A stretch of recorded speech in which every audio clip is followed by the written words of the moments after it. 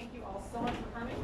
I work here at Cooperative Extension in a program called Healthy Food for All.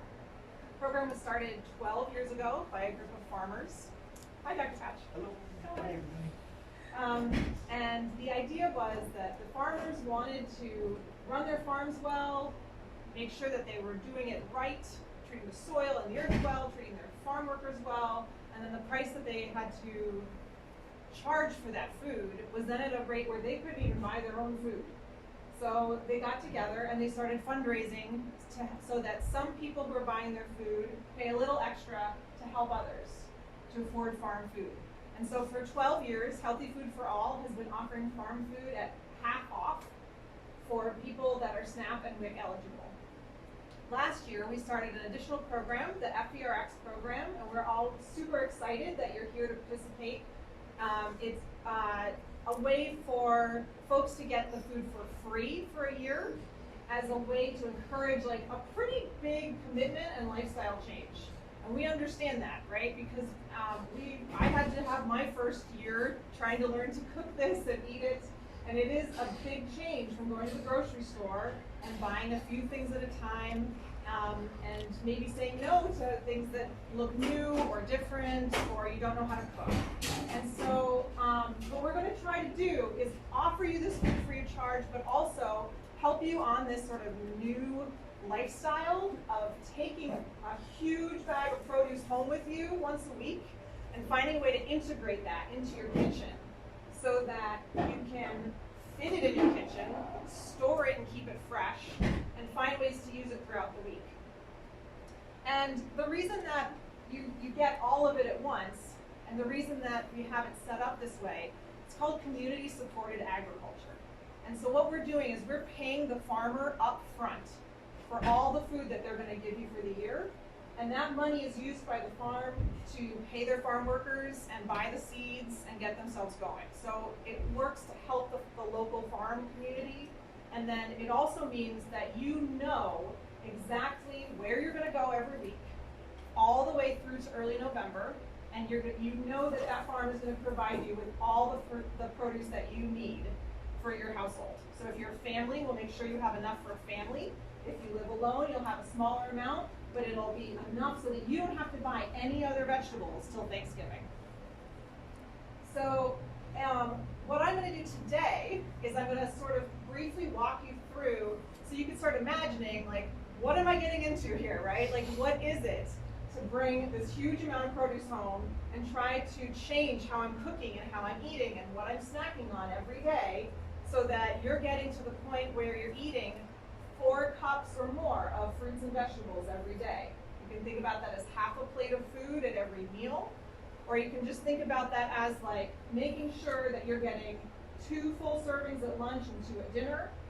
Maybe you're going to find a way where all of your snacks are things like carrot sticks and other vegetables that you use with dip, or you always serve a salad at dinner. However you find ways to add this to the routines you already have. So I'm going to talk about that first, and then I'm going to talk to you about what your options are, because we have a number of farms you can choose from. And part of the choice of a farm will be what works in your schedule, right? A day and a place that you can reliably get to every week for the next 6 months. And also, some people it might be because they want to have more control. Some of the farms you'll get to choose your vegetables and pack it up in a bag on your own. And some people will choose a box share, where the farmer has put some selections together in a box that it's available for delivery. It may be more convenient, but it doesn't give the same choice for you. So we're going to work with each of you to make sure that you have something that you can really integrate into your habits. So I've sort of put together a share. I was joking because last week I had a share. It was exactly what the farm gave. But this week, because it's a Thursday, I've eaten most of my share. And so I've sort of cobbled together some things. But this is an example. Some of them are now a couple days old. Everything will be harvested the morning you pick it up, and you will be getting a huge quantity of food. So let's think about what you're going to be getting. You're going to be getting greens every week from now until Thanksgiving. You will have some greens that you are going to eat raw, like salad greens. And you're going to have some greens you could eat raw or cooked. and then some like collards that you're really going to want to cook. And I'm just showing you here, I'm going to take all the greens out. So one of the things you'll notice, because I didn't just come straight from the farm, I came from my kitchen, is that I've sort of packaged these greens up a little bit. And this is because, first of all, there's too many to fit in my fridge, right? So I had to store some of these greens. I'm going to just unpack everything and then I'll go through it. I had to store some of these greens on my counter. And that may seem counterintuitive. But what you can do is think about these leaves as no different than cut flowers. So when I brought my kale home, this is in here, I don't have room for that in my fridge because I have so much other stuff. So I just put it in a mug with water, right? Yeah, and it'll stay there on. A whole bag of kale sitting over the fridge. Yeah, so because here's the thing, you've got to eat this in 7 days before you get more kale. So it's going to be there right on the counter, and it'll remind you, eat this up, right? You'll start to see the edges start to go yellow, and it's like, oh, I got to eat it tonight, right? But it'll be right there, and it's so big, why take up half your fridge with it, right? So what I do is I put it in the water, and this is, not everyone has a little baby t-shirt sitting around, but I happen to. So I put water on it, just like the grocery stores, right? They keep those plants fresh by putting water on them. They're spraying that every time I show up, right? They spray it. Yeah, I think this, like the second I trigger it or something, right? So put water on it at least once a day, and another way to keep it wet is have wet cloth around it. So I use this little baby t-shirt to keep it wet, right? But you can use it, and you'll see here, I have my chard, which I did put in the fridge, with a slightly damp dish towel, right? And so the same thing, what the plants need is a little bit of water, and they need to be kept cold. So if it's really hot in your kitchen, which it might be, you might want to stick this in the fridge, right? Even if you need to crush it down. Even if you need to take the stems out and chop it up so it takes up less room. Once it's really hot, you may need to change that. But for now, other than today, it should be okay for a while. So this is my chard, which is a week old. And it's a delicate leaf, but I've managed to keep it pretty nice looking. It actually looked bad, and I made it better by adding water in the dish towel and putting it in the crisper drawer. And it's called crisper drawer because it keeps things crisp by keeping that water around it, right? It's keeping that more humid. It's also keeping it from getting too cold, hopefully, if your fridge is functioning well. So that was in my crisper drawer. This was in a little glass of water, the basil and all the herbs. It makes your kitchen smell nice, right? So there's no, and there was twice as much last week. I've been eating it. What is it? Basil. Basil. Want to smell it? Basil? Yeah. So Mike, you want to pass it around? It smells so nice. This is what your kitchen's going to smell like for the next 6 weeks. And then, let's see. So same thing, this is Napa cabbage. This has become one of my favorite vegetables because it is so versatile. You just stick it, after you've washed it, which we'll talk about in a second, you're just going to stick it and go cut, cut, cut, and make little strips of cabbage. And you can then keep those in the fridge, cut and washed and ready to use. You can eat it raw or cooked. Anytime you're eating anything, grab a little cabbage and throw it on top. You've got a naked plate in front of you that you're about to put chicken or rice or something else on that plate. First, put a handful of cabbage, dress the plate with some cabbage, and then put your meal on top of it. You've just added one of your 4 servings of fruits and vegetables. So that's one of my favorites. It's really good in like a little vinaigrette or something to make like a coleslaw. Any coleslaw recipe you've got, you can use any kind of cabbage for a coleslaw recipe. It doesn't have to be the kind that you're used to seeing in the store. And then greens, you are going to get so many salad greens. Try to eat a salad every day because they're just going to keep coming. And you're going to start throwing them out. You're going to think, oh my God, I'm throwing so much food out. Now, fortunately, it's being paid for this year because that's going to happen. It's part of the learning process, right, of changing your habits every day. You're going to throw some salad greens out. I do too, after doing this for 5-6 years and being a gardener and everything else, I still throw some out. But I kept mine nice by putting paper towels and keeping it tight in a bag. This is now a week old, and this salad is still really good. There might be just a few little things I'm gonna hand pick out of there. Say paper towel, you want paper towel? So it was slightly damp because I washed the greens first, and then I just threw them right on the towel. So actually, that's a really good question. Let's talk about washing. So, you can wash right before you cook something, but you can also wash the day you pick all of this up, right? So if it's like a Thursday evening and you have a little free time, that's the time to just go through before this goes in the fridge or in that little jar on your counter. Take a moment and wash it. So what I do is if my kitchen sink is clean, I'll use that and put a little bit of vinegar in it. But because I cook meat at home, I don't have a clean kitchen sink, and I will admit that. So I use a mixing bowl, and I fill it with water and a little splash of white vinegar. I start with whatever's the least dirty looking. So that might be some of my root vegetables.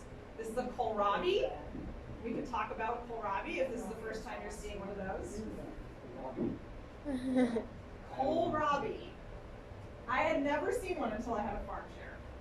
And so what I'm going to do with this has a beautiful inside that I'm going to eat. I'm going to chop off the top and the bottom and all around the edges. And I'm going to eat the part you can't see right now. And the part inside. Nope, I'm not going to eat the stems. I'm just going to eat the part inside. And it's tender but crisp. And so you can eat it kind of like carrot sticks, right? Potato chip. What's that? Like a potato chip? Yeah, instead of potato chips, kohlrabi and carrot sticks. It's like a raw potato, but it tastes like cabbage. Yeah, that's a good description. I think Yeah. it's botanically, I think it's related to cabbage. Has like this really nice fresh taste to it, but it's crisp and it has a nice bite to it. So it's nice for just snacking on. I also, for my kids who don't eat it that way, I just cut it really small and throw it in a salad. And then it just gets lost. It's good in soup. Yeah, good in soup. You can also cook it lightly. Yeah, thank you. But look how clean it is. So that's gonna go and get washed first. And same with the carrots and parsnips that I picked up. There were a lot more carrots. They're now on your plates. So wash all this stuff first. And what I do is, as soon as it comes out of being washed, I'm busy chopping it and keeping it as carrot sticks in my fridge. I might not eat it all as carrot sticks, but I could chop that further, right? If I want to put it in a soup or a stir fry, I could just take a carrot stick and chop it up. I'm 2/3 of the way there, and it's ready to eat. So if I'm having a craving for potato chips at 5 o'clock when I just got home from work and I'm about to cook dinner for my family, this is what I put out, right? I put out the apple slices and the carrot sticks, maybe some dried apricots or nuts, whatever I've got in the house, because then I've eaten my vegetable before I've even sat down for dinner, right? Sneak that extra serving in there. And then if you're really tired and you're just cooking something simple for dinner, you don't even have to add a vegetable. You've had it for your snack. So that's what I'm washing that. And then I'm going to start washing my greens. And you are going to notice some dirt coming off because this came from a farm, right? It's good for you dirt. It's like really good dirt. It's all organic. There's nothing on there that's going to hurt you, but you may need to change your water once or twice if you're going through and washing like 5 or 6 things that evening.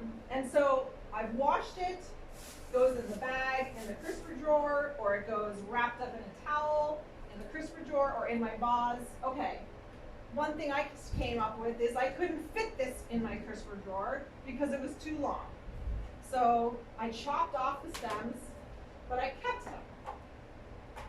These ones are looking a little sad. I gotta eat them tonight. These are from last week.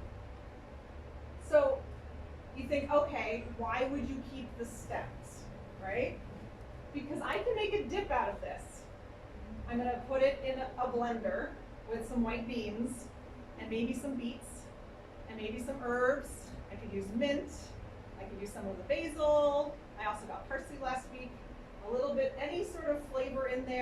And this is food, right? And it's nutrition. All of that, all those minerals in the soil, they're in this stem as well as in these leaves. So I don't want to throw this out. That's the same as me throwing out things out of my multivitamin jar, right? All this effort's gone into it. So I'm going to try and get that in my body. I might not succeed. This may go in my compost. But I'm going to keep it, and I'm going to try. Smiley at me. She goes, I've got 2 kids. I don't always get it all done. But I've got more stems from this week's share. So with all those together, I might as well make a dip. So I just wanted to share that with you. It's true with a lot of things you're going to get. You're going to get things that have greens on them, like turnip greens. You can eat those greens too.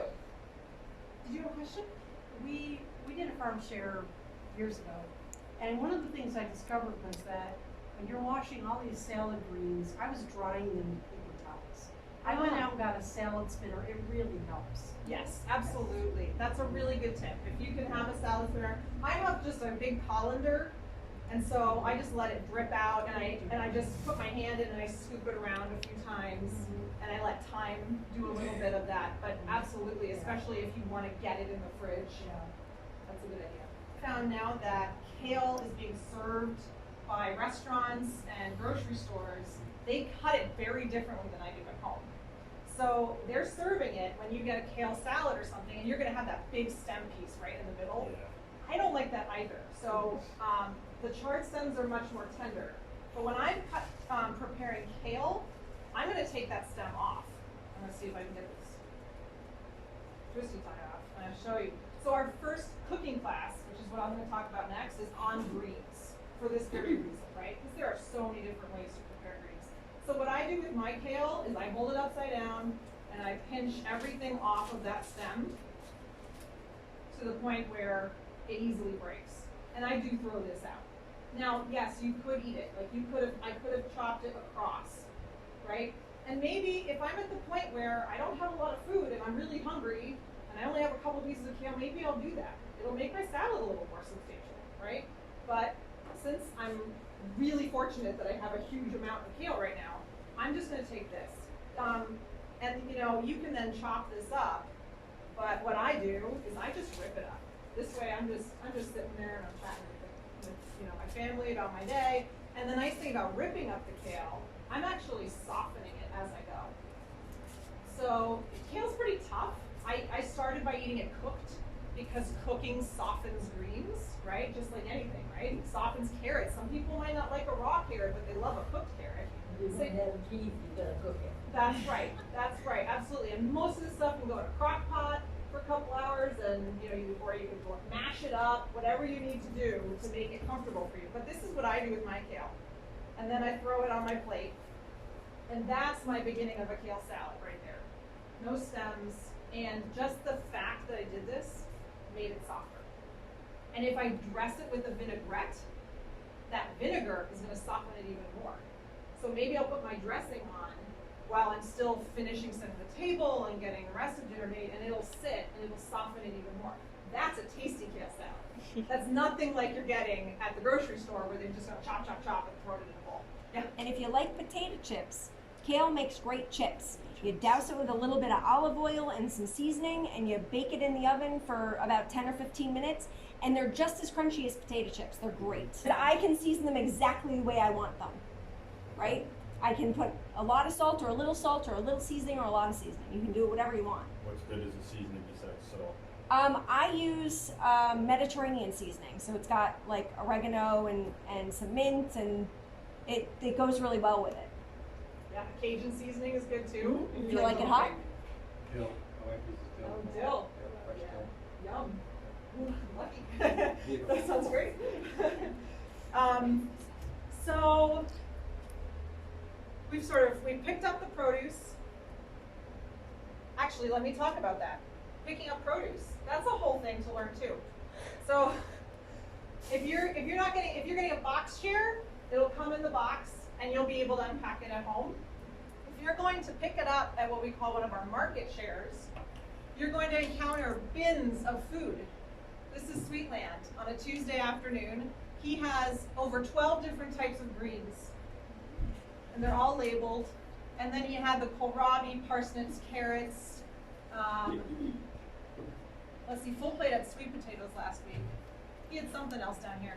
And he basically just says, fill your bag, right? So you're gonna go along. Now, if you throw all those greens in the bag, they're gonna get all mixed up. He's got a couple spares, but really I suggest you bring a couple plastic bags with you so you can keep your salad mix separate from your spinach, separate from your spicy salad mix, or any of the other things that they're offering at the farm. So it's good to show up with a couple plastic bags. The other thing is, I would think more than a couple, by the looks. yeah, right, bring 4 or 5, I would say. And then also, you can bring your own, like, reusable bag for hauling all of it. And if that's heavy for you, bring 2 and split it up, right? Because some of them can get heavy. What if you're handed a watermelon or a cantaloupe in July, right? So bring 2 exterior bags and a couple ones to divide it up. That's all you're gonna need to bring though, and you're gonna sign your name, and you'll get to know your farmer, and they're gonna get to know you. And they'll answer questions, what is this? How do I cook this? The farmers know, right? And all the other members know. And you're gonna be one of the members, right? So you'll hopefully get to feel at home doing this pickup each week, and you'll start to run into people. Sometimes they even have live music. You know, it's a nice time for everyone to come and get their food together. You're gonna unpack it, store it, eat the delicate things first. So, you know, I didn't really do that this week. I just kept everything really well stored, and I ate what I wanted. But a good rule of thumb is if you see something that's starting to yellow or starting to wilt, eat it up, right? So it doesn't go to waste. And then you're gonna snack and prepare meals. And this is going to be something, oh, I didn't show you radishes. I also have these beautiful radishes. So because I had radishes, I therefore made sure that I had some dressing at home that I wanted to have with my radishes. I like a creamy dressing when I'm eating something spicy, right? And so, you know, that's something to think about. I didn't read the email. I didn't think ahead. There's going to be radishes this week. So sometimes you're going to be surprised. Sometimes all of a sudden you're going to see something new because the season changes each week. It's not going to be the same thing. The one constant will be greens, both raw greens and cooking greens, all 6 months. But all of a sudden, onions and garlic are going to appear, and then all of a sudden you'll be like, oh my gosh, now I've got melons or tomatoes or cucumbers, and you're going to get so excited, you're going to eat them, and then you're going to realize, oh, that was the last week of tomatoes. And you have to, and you'll start switching and cooking more root vegetables and other things that are available in the fall. So this diagram, it's not exact what you're gonna get, but it's just to sort of get that framework that the food will change throughout the season, as nature does. And so in order to learn how to deal with what's coming your way, we would like you to join us for cooking classes. And we will focus on greens in the first class, like I mentioned, and figure out how you want to cook it and what kind of seasonings you like to use, right? Because if you can have 1 or 2 seasonings that you like, you can cook almost any of the vegetables with those seasonings. And we'll talk about having oil and dressing in your pantry for pickup so that night you're ready to eat something. And then in August, we'll really start tackling like, I don't like these flavors. How am I going to eat them? I don't like these turnips. I don't like these radishes. I want to find a way to make them tasty. And we'll try to troubleshoot a little bit. We'll talk a little bit about blending flavors and trying to cook a little bit without a recipe, right? Just starting with the vegetable and saying, how am I going to eat this? How am I going to get this nutrition in my body, right? Especially if I've tried it and I didn't like it. Or I tried a recipe and it failed and it ended up in the trash, all burnt or over-flavored, right? So we'll sort of meet in the middle of the summer and say, okay, what is tricky and how can we make it taste better? And then in September, we're gonna learn to cook all of those amazing Mediterranean diet foods and pair them with legumes and think about, okay, if I have a can of white beans and I've got tomatoes or eggplant or peppers, you know, can I cook it? I can cook it on the stove, I can cook it in my oven, I can cook it in my microwave, in my crock pot. There are so many different ways so that hopefully you'll be able to do that year round right? If you get your hands on even a can of tomatoes or something like that, right? So just sort of thinking about, like, this is a really good set of vegetables for all of us. We know it's really healthy. Let's become really confident cooking those Mediterranean foods. Are there any questions at this point? Because I'm going to launch next into which farms you have available to you, and you can start thinking about your week ahead and where you're going to pick up your food. Question. I am a firm believer in support groups. And so how can we share our recipes? Is there a newsletter or some venue that we can say, you know, this is what I do with this? That's a really great idea. I would love to do that. If you want to email or text me anything that you want to share, okay, I will send it out. So part of what I am here for is to help answer questions and share information. Okay. And so I would love to do that. I will say too, at our cooking classes, there will be folks attending who have been doing this through Healthy Food for All for many years. And they have more tips than I ever could have. Do any of them teach how to ferment vegetables? I want to learn That's great. We will be teaching a natural pickling and fermenting class in the fall. Yeah, I think that's going to be either October or November, so that as the root crops and things come in, you can learn to lacto ferment them and keep them through the winter. Thanks, that's great. And you know, the cooking classes are hosted here. The kitchen's actually right next door to this room.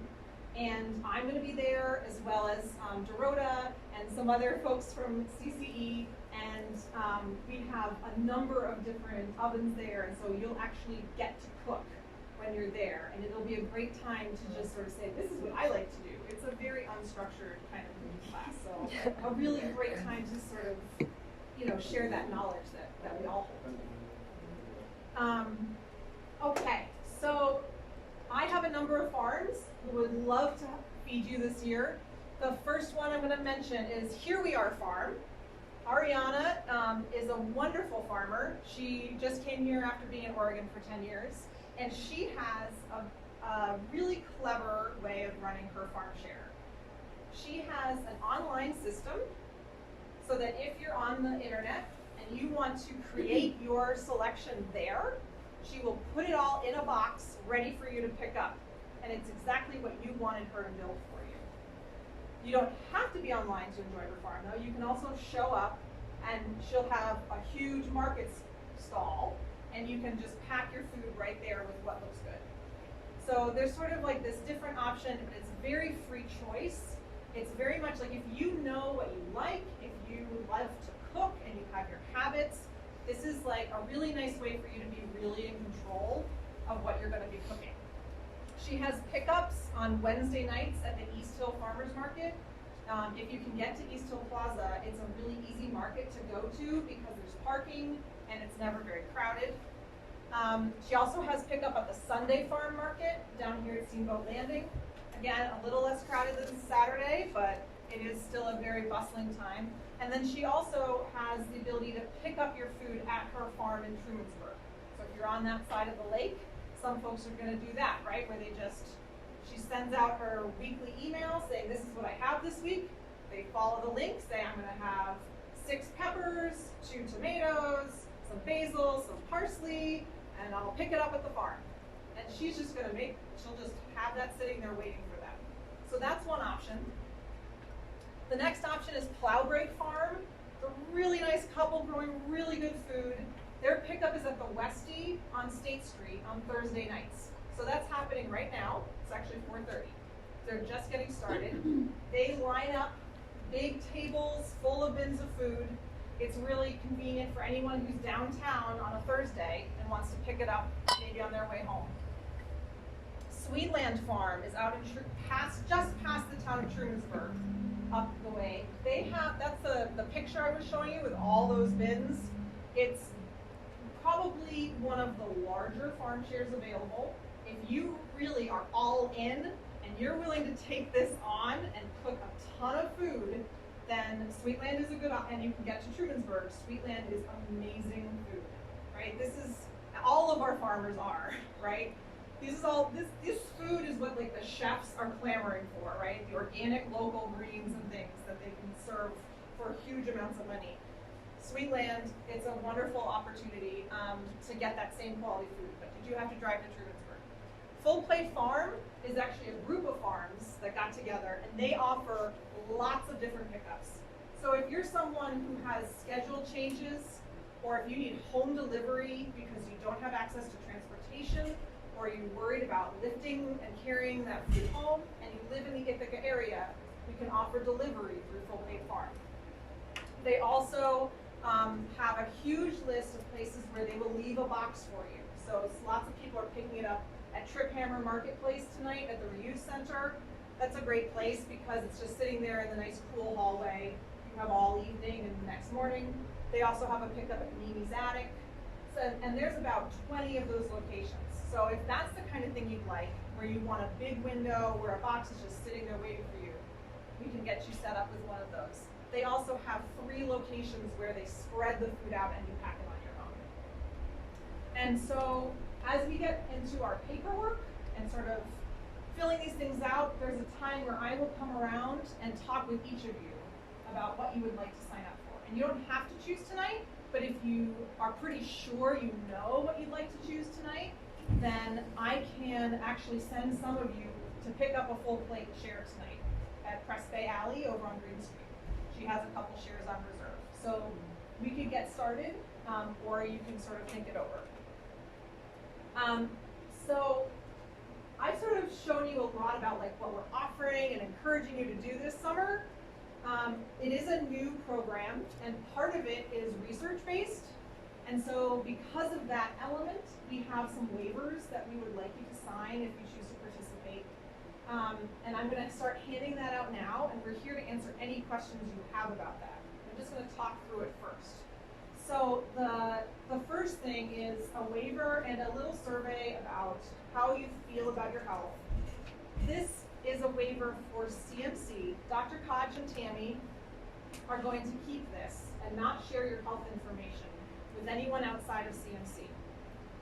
The only time that your information will ever be shared will be as like averages, right? Or just overall, the 50 people who participated found that their health changed this way or didn't change, or you know, whatever we find.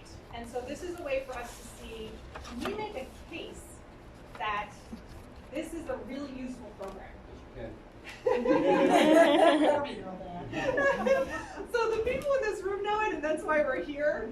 We're trying to make this case to the USDA. We're trying to make this case to Medicare.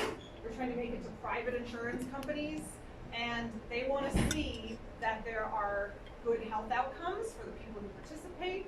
And so that's why your provider is going to be looking at your health before and after this 6-month window. And they also want to see that we're doing a good job. And so we have a way of, we also have a little bit of paperwork that comes back to me.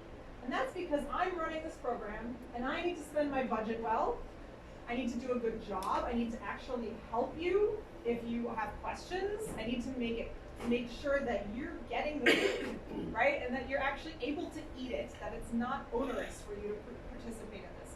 So that's what some of our paperwork is for, is saying like, yes, we will help give some feedback and fill out some surveys about what we're learning at our cooking classes or just through the course of the program and trying something new. And the only people we will say share this information with is back to your healthcare provider, because Dr. Koch is being very generous and willing to spend his time and effort helping us with this research, but we also need to show him that we're doing a good job, right? And so we're going to be sharing any lessons that we're learning from your surveys back with your healthcare provider. It won't affect your relationship with them at all. No matter, even if at the end of this you say you're not eating any vegetables and you hate cooking and you didn't learn a thing, it will not affect your healthcare.